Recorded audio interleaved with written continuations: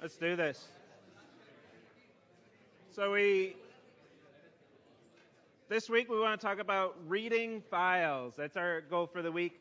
But it's really only going to take one lecture to talk about how to read them. We'll talk about that today. And then the next two lectures are examples and just all the implications of reading files. So a lot of live coding Wednesday and Friday. No slides Wednesday or Friday.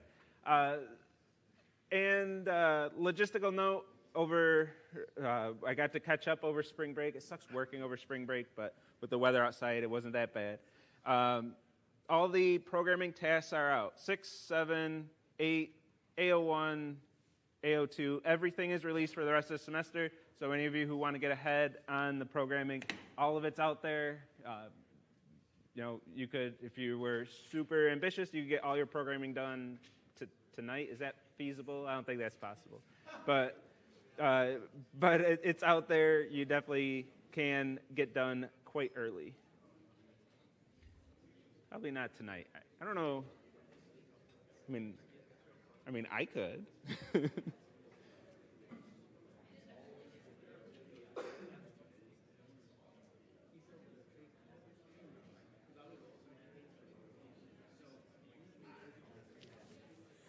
Oh.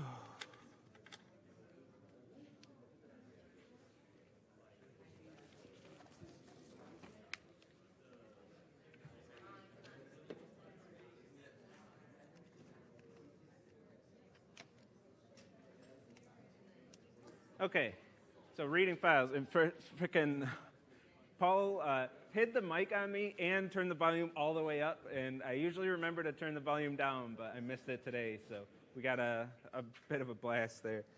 But let's talk about reading files. This is what we want to talk about today. This is something you did in 115, so this is why we can do it in a day. It's because I just got to show you how to do it in Java. So this should be a pretty mellow welcome back after break. But there are a few little caveats that we have to worry about in Java, so let's talk about those.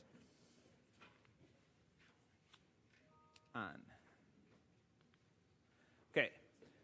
So first of all, this hopefully is review from 115. You should all be aware of this, of why we use files, but just in case, and a reminder can't hurt. Why we use files. We've been using data structures, and data structures are fine. That's where we store our data. So why would we store any data in files? Why do we want to even talk about file I/O? Because it's only stored in RAM. You're stealing my thunder. But yes, you're exactly right. So why would we even want to use a file? It's because data structures are only stored in RAM.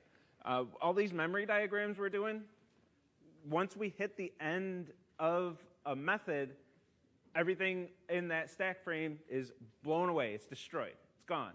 And if there are objects on the heap that no longer have references to that, I'm taking way too long to explain this part of it, but there are no longer references to objects on the heap. They get garbage collected. And then once you hit the end of the main method, well, now we don't have references to anything, and everything gets garbage collected. End of the program, absolutely everything is gone. There's no memory of our program after it ends. So every time we run our program, the data structures are created, they're populated, we use them, and then we throw them away when the program's done.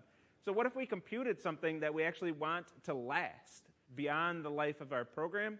That's where we're going to use files. That's when we have to go to our disk drive, our hard disk, and save data to disk, and that's file I/O. And likewise, we might want to read some data that existed before our program started, and then we want to save data. We're not going to write to files at all. I should add that to 116 at some point. But we can also write to files and have that data last longer than our program lasts. So we want data that persists. This is the idea of files. Then eventually in your career, databases, which recently got cut from 115. But you'll see databases at some point. That you want to save things to disk is the idea. That's going to last longer than your program. And this is how we do it in Java. You did it in Python, so the last slide, I should just need one slide of review of what file storage is. There it is. And let's talk about how to do it in Java. And here's about the simplest way to do it in Java. About the simplest way. So let's break this down and talk about this step by step. Okay, so we can't just read a file by file name in Java. In Python, it was nice. You used open, gave it a string. That string was a file name, and done. You opened a file. In Java, we have a few little extra steps that we need to take. We need a path, not a string. We need a path object, and that path object is going to be what we open. The path constructor takes a string, which is going to be the name of our file, but we're going to use the static method of the paths class, paths.get, and that's going to take a string representing a file name. It's going to interpret that as a directory structure, as a full path to a file, and then return a path object. So this resolves to a path object, and that's what our next method is going to need, conveniently, this read all lines method from the files class. This is a static method, so we're calling it, just like get from paths, read all lines is a static method in the files class. So we're importing the class, and then through the class itself, we're calling the static method. So we're calling the static method from the files class. This is going to take a path as an argument and read all the lines of that path. Read all the lines, and it'll return a list of all of the lines in that file as a list of strings. And here's where I have to say my note, because if you've done file I.O. in Java before, reading files in Java before, you probably maybe did unbuffered. I feel like a lot of the tutorials, did buffered. A lot of the tutorials show you the buffered way of reading files. If you just Google reading a file in Java, you're probably not going to get this example. You're going to get something that looks way more complex and is way more complex, uses iterators, and the next method, it's a bit much. It's not crazy, but it's the quote-unquote better way to read files in Java. What we're doing here is called an unbuffered way, and if you have a very large file, this is a very bad way. I want to get this out of the way. You did the same thing in Python too, but this is a very bad way to read a file if you have very large files, because what this does is goes to disk, takes that file, reads the entire file, loads all of the contents of that file into memory, puts it in one big object on the heap, and then you start processing that file. This is unbuffered, meaning you load the entire file and then start processing it.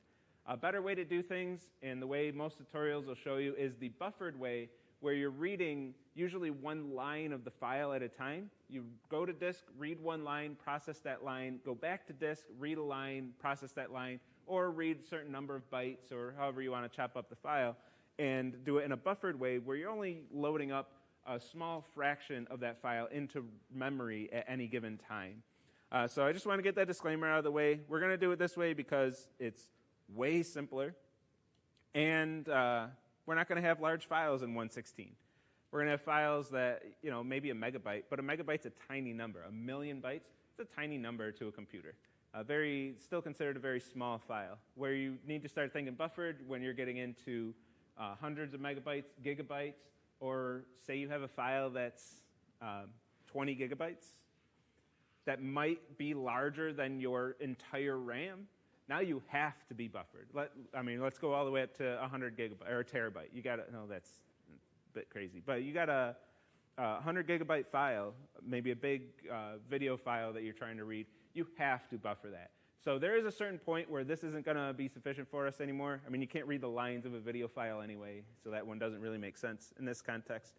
But this is going to be absolutely fine for CSE 116. Just note in the back of your mind somewhere should be, hey, when you're reading very large files, you really should buffer them. We don't want to do this all the time, and especially because in AP, any of you took AP, they probably didn't do it this way. I would assume. I just don't see many people doing it this way. But this is way, way simpler.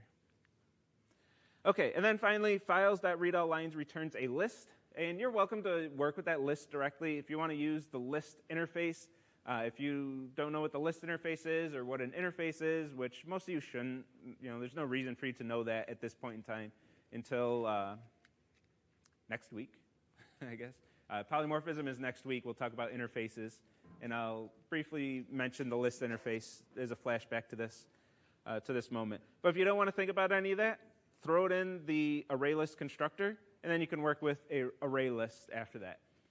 So that's all three parts of this example. We want to go from a file name to an array list of strings where each string is one single line of the file. And for what it's worth, in Python, it preserved the line endings, the new line characters. Java will remove the new line characters, so it's one less thing we have to worry about. One thing where Java is a little nicer than Python in this case. So the new line characters will be removed, and this will just be the content of each line of the file. So we converted that string, the file name string, to a path. We got all the lines in a list, and we stuffed that list in the constructor of the array list so we can work with array lists instead of list. List, for what it's worth, also the arrays.asList method we've been seeing all semester, that also returns a list, something that implements the list interface to be accurate. And we converted that into an array list. We say new array list, arrays.asList, and then our actual content. That created a list, and then we put that list in the constructor of an array list to work with our array list instead. We can work with the list directly. Again, you're welcome to do that. If you are doing that, just be aware if a method in a homework assignment says return an array list, you still do have to return an array list at the end of the day. But if you're iterating over the lines of your file as a plain list and then eventually create an array list and return it, it's perfectly fine. But if you don't want to think about any of that, just slap it in the array list constructor and don't think about it.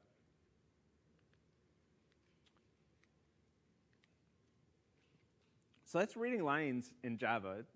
Reading files. It's one line. Got it down to one line of code. This is as simple as I've been able to make reading files in Java, which I think is pretty damn simple. Some of that's just so we don't have to use the list interface. It could be even simpler. Just the pass.get is the only extra thing.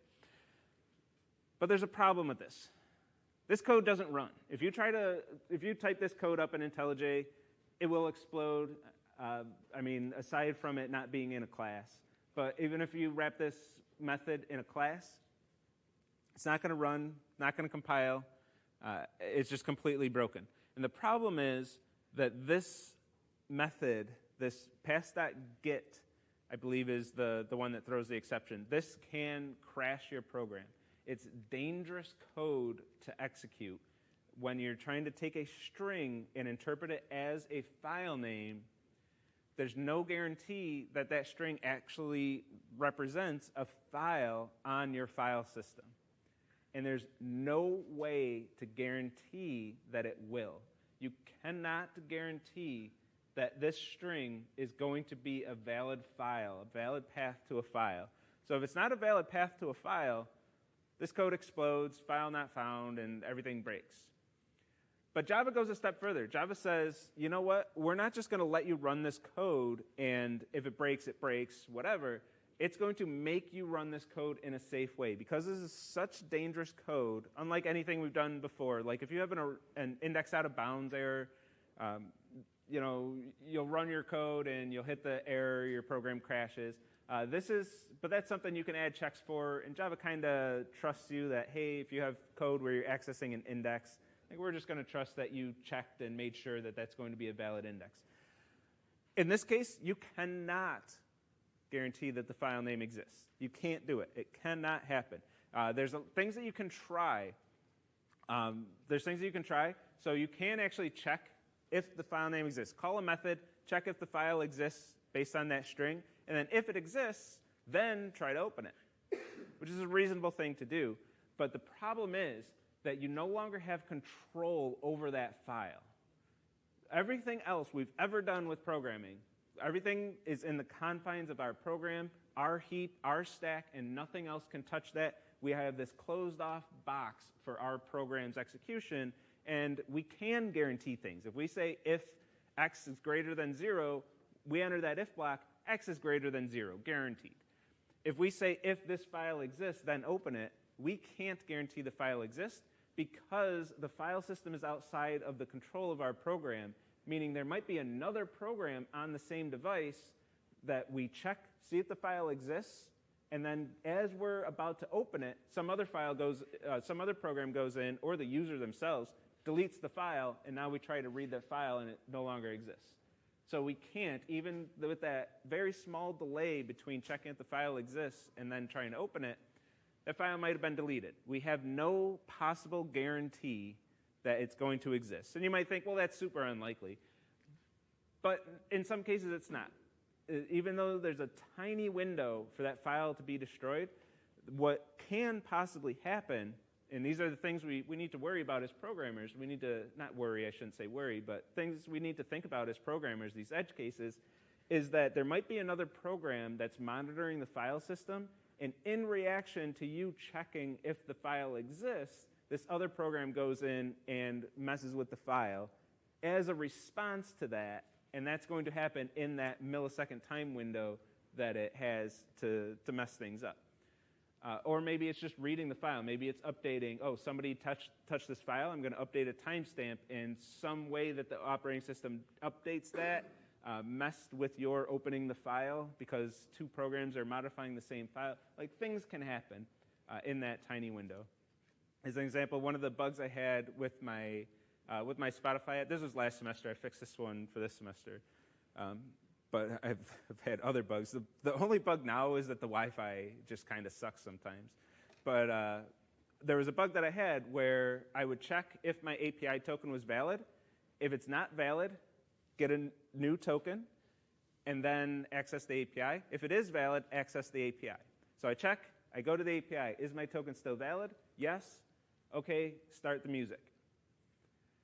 And I'm like, well, there's a millisecond, a few milliseconds. I had network delays, so more like 100, 200 millisecond window there, so a pretty large window, all things considered. That's an eternity in programming.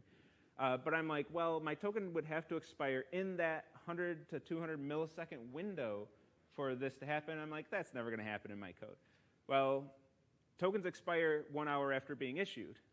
The token was issued exactly 1 hour ago in the previous lecture.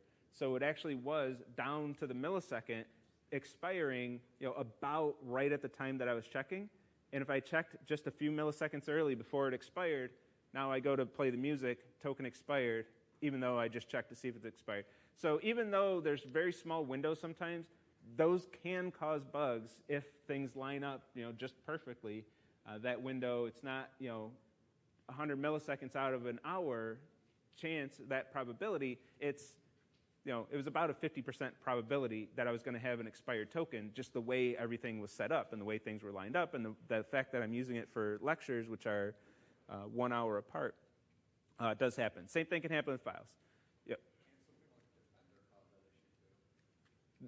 Yeah. On Windows? Yeah. Windows can just cause all kinds of issues regardless. But yeah, when you checked if the file exists, and then something goes in and says, okay, let's scan for viruses or whatever. There's a lot of things that can happen in reaction to that, checking if the file exists. So long story short, I went on a lot. That is planned part of this lecture. We didn't get off track there. But long story short, we can't guarantee, there's no way for us to guarantee that the file actually exists. Even though we have the mechanisms to be able to check if the file exists, there's always going to be a delay between that check and opening the file, and things can go wrong in that check. So Java knows this. The Java developers said, you know what?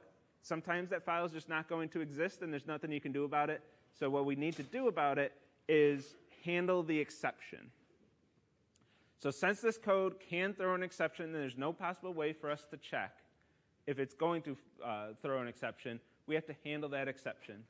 So what are exceptions? These are all the things that blow up your program. Index out of bounds exception, null pointer exception. You probably every one of you has seen both of these in your programming this semester. Probably seen both of them, especially once we move to linked list. You start seeing those null pointer exceptions. You have a null pointer, and you use the dot operator to try to follow it to its object. There is no object, it's null. And program blows up, and you get a null pointer exception thrown. Whenever one of these exceptions are thrown, if you don't handle it, which is going to be an uncaught exception, your program blows up. But you can actually catch these exceptions. You can handle these exceptions and say, if I get a null pointer exception, and this is a way, it's not a good way, but it is a way to get rid of your null pointer exceptions. You can catch your null pointer exceptions and say, well, if I got a null pointer exception, then something went wrong, do something else. Your program doesn't have to crash. You can actually catch these exceptions and have some extra code that says if an exception was thrown, then do this over here. So in your linked list testing, you could say, just assume everything's fine, and if a null pointer exception was ever thrown, then assert false, assert true of false, and fail the test. Or just fail. There's actually a fail method. You can just say fail. Call the fail method. So we want to catch our exception, though. And Java, in this case, is going to force us to do that. So here's the syntax for that. We're going to use a try-catch block. We're going to use the keyword try with a block of code. So we're going to attempt to run this code. And if an exception was thrown, we're going to catch the exception. And in this case, we're catching an I/O exception.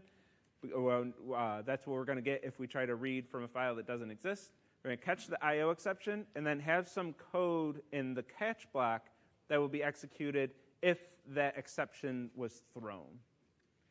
And this will compile, this will run. Java says, okay, you handled that exception, so if the file doesn't exist, we're still good. The program's not going to crash, so we can run this thing. So we're going to put all of our risky code, all of our dangerous code in the try block. We're going to attempt to run it.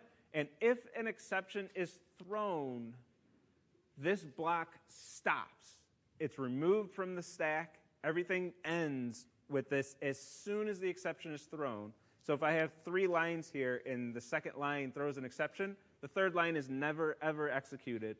So be aware of that. If you have your file I/O code, you're reading the file's line, and then you're doing some setup after that line, that setup it might never execute. If the file doesn't exist, the setup never happens. So we try to run the dangerous code. I believe it's the path.get method. I believe this is the one that throws the exception. So if this throws the exception, read all lines is never called. The ArrayList constructor is never called. None of this happens. The exception is thrown, and we jump right to the catch block. If an I/O exception was thrown in this example, we go right to the catch block and execute this code.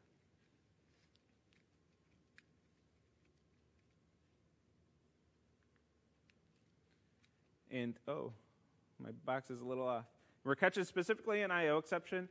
If an exception is thrown while this code is running that is not an I/O exception, so say I get an index out of bounds error when I run this code. I mean, I wouldn't in this specific example, but if I got an index out of bounds exception, that's still going to crash my program because I'm not catching an index out of bounds exception.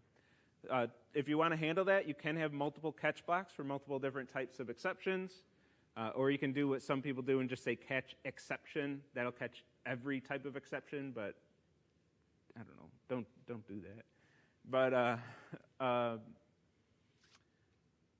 so if I can have multiple blocks to catch different types of exceptions, and if an exception is thrown that doesn't match any of my blocks, any of my exception types for any of my catch blocks, still going to crash the program. That exception is going to bubble up to the next stack frame, and if it gets all the way to the main stack frame and main doesn't catch that exception, and it goes up above main, that's when your program blows up. But here we're catching this exception that would have crashed our program. We're going to catch it and then continue on with our day. You can do the same thing with like a null pointer exception. Try, and then some code that might throw a null pointer exception, catch null pointer exception, and then do something in reaction to that. In our case, if the file doesn't exist, we're just going to return an empty array list. And then our program keeps going. Even though we tried to open a file that doesn't exist, our program is going to handle that exception and move on with the next thing that our program is going to do.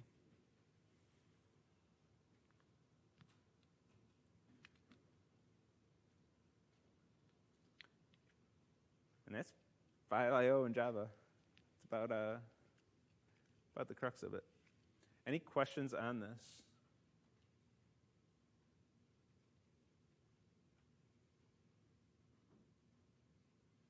My phone isn't even connecting to the Wi-Fi. EDU Roam won't automatically connect? Why? Why not?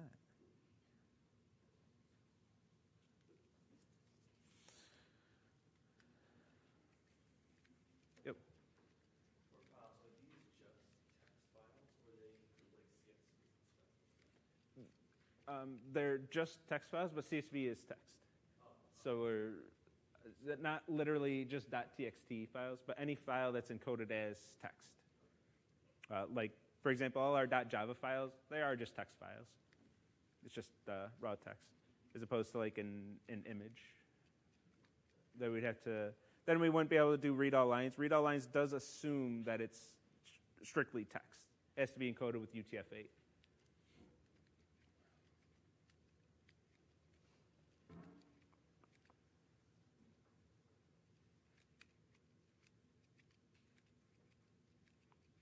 How is try-catch different than else if? With else if, we would say if and then some condition, check some condition right away, and then enter the block, and then else enter this block. Try is always going to run this block. It's not conditional. It's always going to run this block. But if during the execution of this block an exception is thrown, then we go into this block. If no exception is ever thrown here, we never go into the other block. So it's with if the condition's false, you're never running that first block.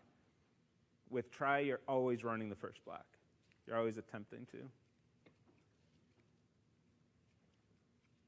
How'd you test the functionality of your code if the file doesn't exist? Would you put the parameter as a name of a file that doesn't exist? Yep. Yeah, exactly. So for the homework, that is one of the things you have to test for. I'll call the method, like for my tests, I just whack the keyboard, and that's a file name that doesn't exist. And then I assert that I got empty array list returned. Yeah, just give it any file name. Any file name as long as it doesn't exist in your data directory. And that's one thing I have to be careful of in Autolab. I have to make sure that my names for my test files in Autolab, there's 0% chance that you're ever going to use the same names as those ones. So the only files you have to worry about are the ones that you're submitting, and just submit any other string, any string that doesn't match any of those files. And I have some really silly, dumb naming convention for my test files that nobody's ever going to just accidentally run into. You'd have to be trying really hard.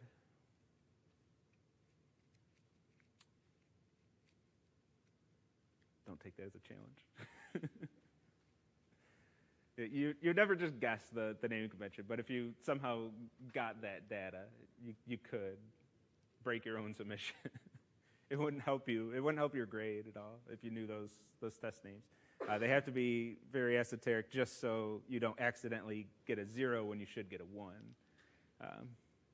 But if you want to just mess with it. Okay, that's file I/O. That's all I have to say about it. It's half a lecture. With the assumption that you already know the concept from 115. I'm not talking about the concept. It's one of the things I just had to show you how to do it in Java. So it doesn't take that long. And then just a one-slide reminder of the concept. Okay, but let's talk about string parsing. We are going to talk about some CSV. All of the 3 data files that you have to read, or the 3 types of data files that you have to read in the homework, they're all going to be CSV files. So let's read some CSV. This, I believe, you also did in Python, so I don't really have to harp on what CSV is. One downside of Java, with Python, you had an actual CSV library, which I believe they have you use. I don't think they have you splitting on commas like we're about to do. Java doesn't have a prepackaged CSV library. Maybe we should use one someday and put it in the pom.xml and everything. But I just want to put another disclaimer out there. This is actually a bad thing. Like, if you don't buffer your file reading, that's fine as long as your files aren't large. But we're going to parse CSV by splitting on commas. This one bugs me a little more. I should get rid of this one someday. This is not the proper way to parse CSV. When you're parsing CSV in the real world, out there in industry or your side projects, do not just split on commas unless you absolutely know that your data is, that the data you're working with will work by splitting on commas. The data that we'll use for this course, for CSE 116, all the data files in the homework for task 6, the 3 sample files that I give you that you can use to generate your test cases and do all your testing with, this will work. You can split on commas, and it's all been curated. I went through all the data, made sure there's no issues with that. The problem with this is, what if the data itself contains a comma and you're splitting on commas? Now you're splitting one of the actual values of the comma-separated values. You're splitting one of the values in half, and now just everything blows up after that. So we need a way to know if a comma is separating a value or is it part of a value itself. And the way CSV does that is puts the entire value in double quotes. If a value is in double quotes, then any commas in between those quotes should be handled as part of the data itself, part of the value, and not a separation of values. So double quotes, then you ignore the commas. But now we have the next issue. Well, what happens if a value with a comma in it also has a double quote in it? Now we have to escape that double quote with a slash to say, no, this isn't a double quote that means the end of the value. This is a double quote that's part of the value itself. So with those two things, then we can have a nice, robust CSV parser. But I don't have the heart to put that on a homework task and say, okay, write this whole CSV parser. And maybe someday we'll pull in a library to do it just to be a little more proper. But for now, I'm just going to give this disclaimer. Out there in the real world, parse these properly. You'll just pull in the real world, you'll pull in a library that does your CSV parsing for you.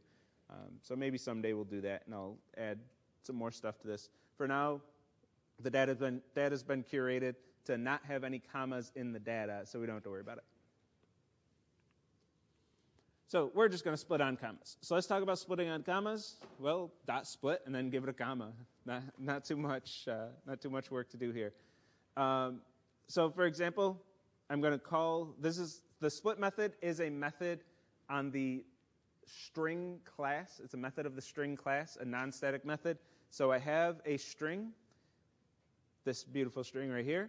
I'm going to call dot split, give it a delimiter, in our case, comma, and it's going to separate all the values based on commas. So it's going to look at the string, and every time it sees a comma, it will remove the comma and separate all the values based on that delimiter, with comma in our case. So this line.split is going to return an array with 3 values, A, B, and C.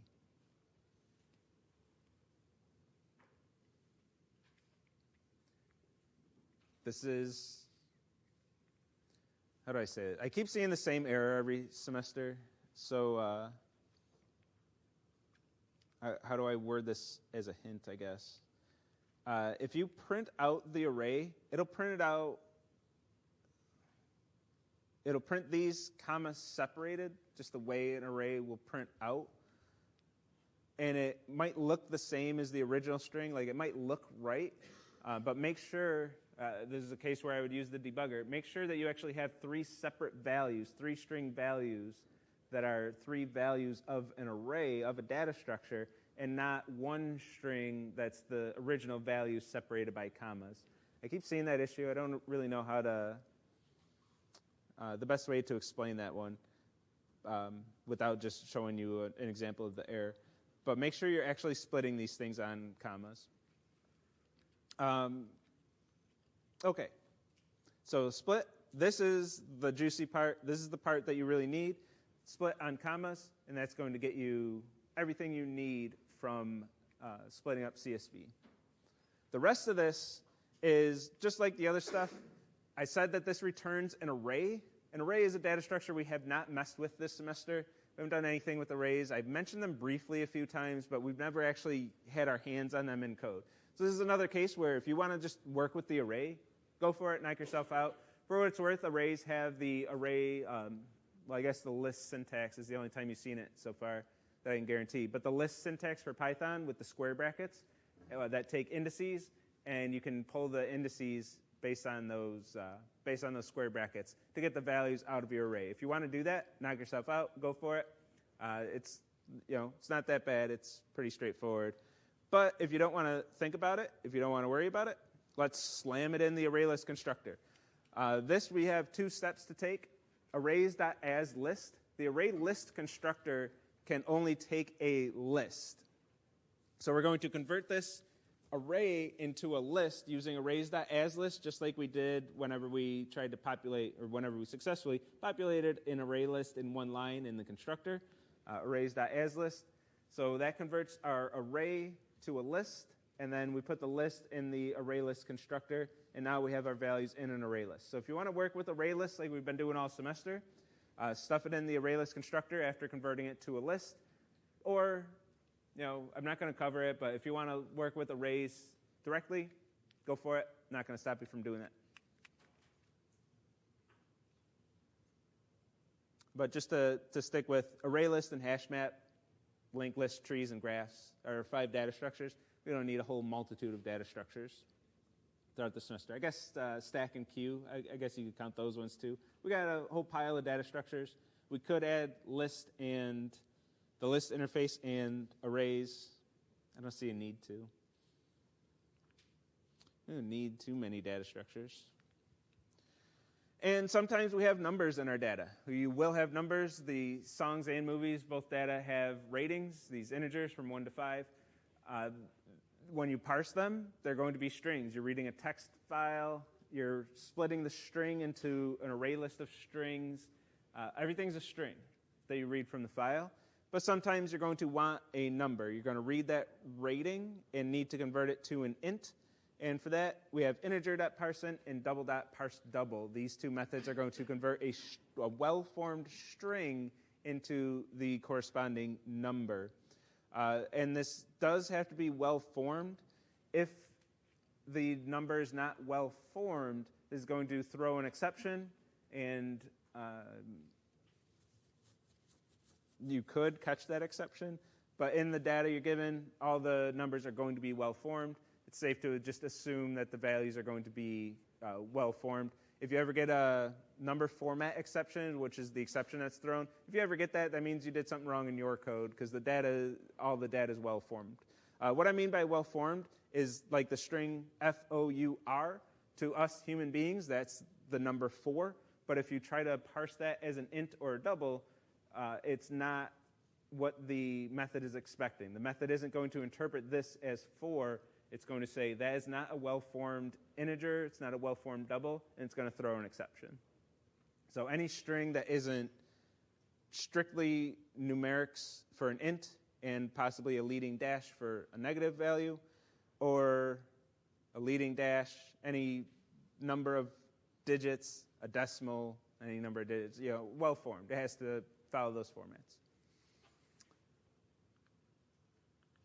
Let's see some examples of this. Any questions on this? So instead of having the 3 values stored in the 0th index of the array list, there should be a total of 3 indices with a value in each one. Yes. So in the overall array list at the end, A is at index 0, B is at index 1, and C is at index 2.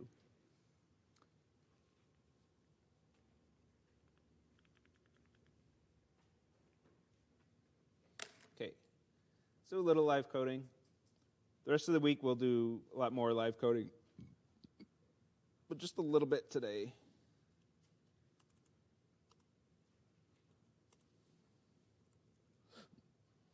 Let's create a new method.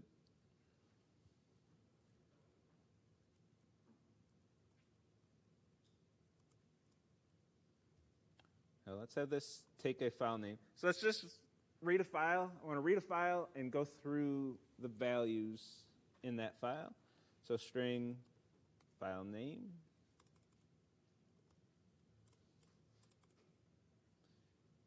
In main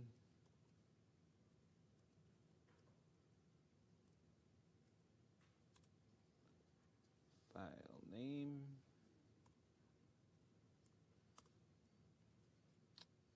String file name equals the file.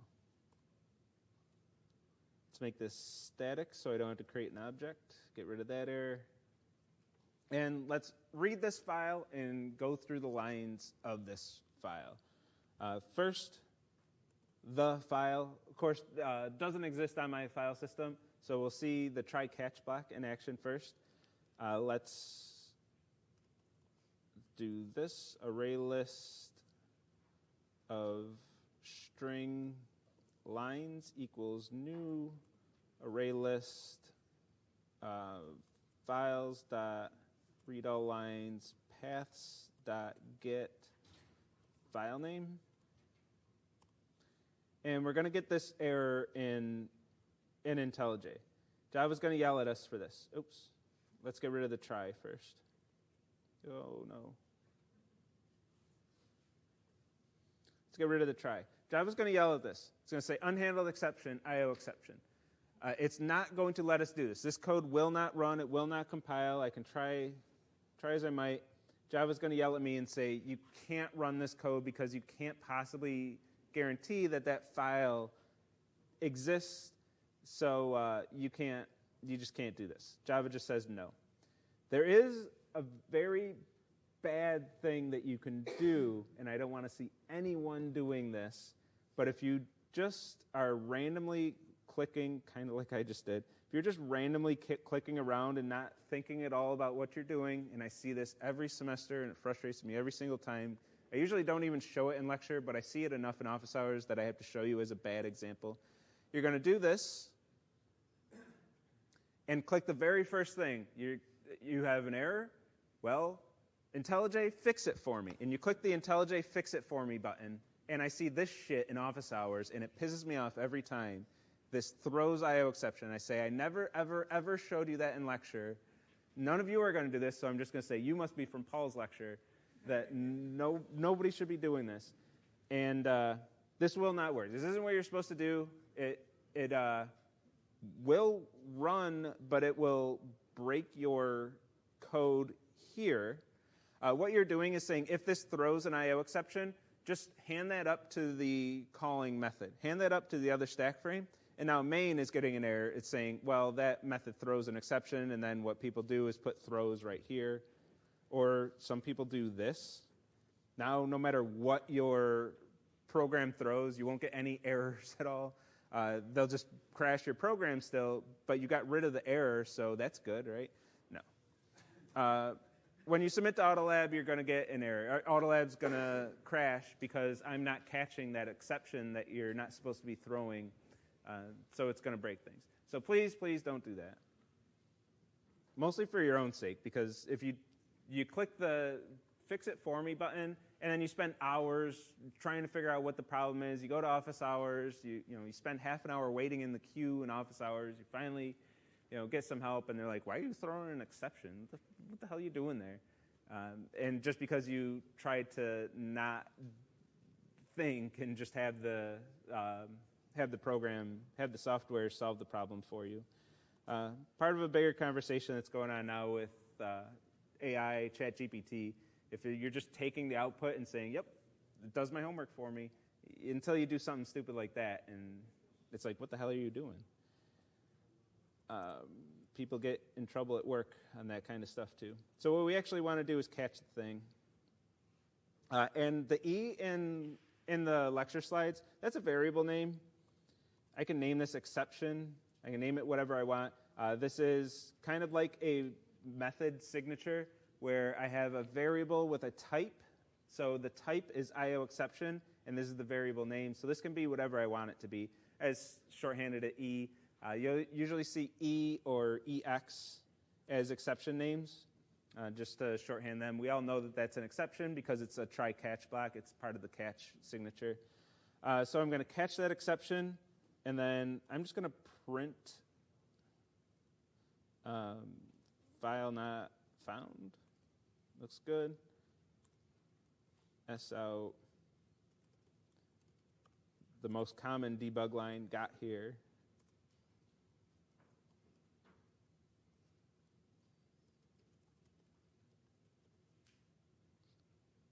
Try back. And my variable is never used. Let's outline, I guess, just because that warning was bugging me. Okay, now we can run this program, and let's see what we get here. So we're calling our method. We're going to get in the try block. We're going to run this. Oh, this is a good opportunity for the debugger, too. I'll do the debugger after this. But we're going to get into this try block. We're going to, instead of, I did print line debugging. Why did I do that? We're going to print this. So we got in the try block. Then this threw an exception, as soon as the exception is thrown, we're going right to the catch block. So we never get here. This never executes. These two lines are never executed at all, but this line is. So we partially executed a block of code. This is where the try-catch block gets a little tricky. Can get tricky to debug when you have really complex try blocks because they're partially executed if an exception is thrown, and then we go right into the catch block after the exception is thrown. So we have to be aware of this, that we have some lines of code of a block that are executing in some cases, and just to show that in the debugger. We're going to run the debugger. We got into the method. We got past that line. I'm just going to step over, and then we go right into the catch block once the exception is thrown. And we got a no such file exception.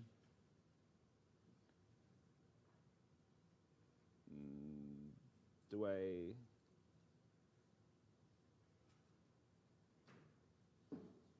do I get in there?